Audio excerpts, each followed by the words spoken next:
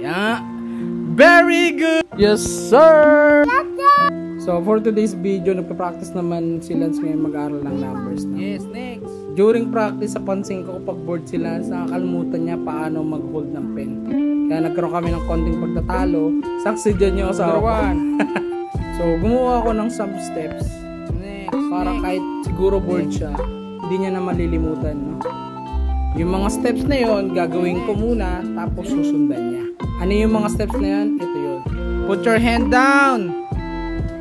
Okay, go. Get your pen. Get your pen. Okay. Okay. Oh. What will you do again? Okay. Okay. Okay. Okay na. Yeah. Very good. Legit na. Legit pa. GG na.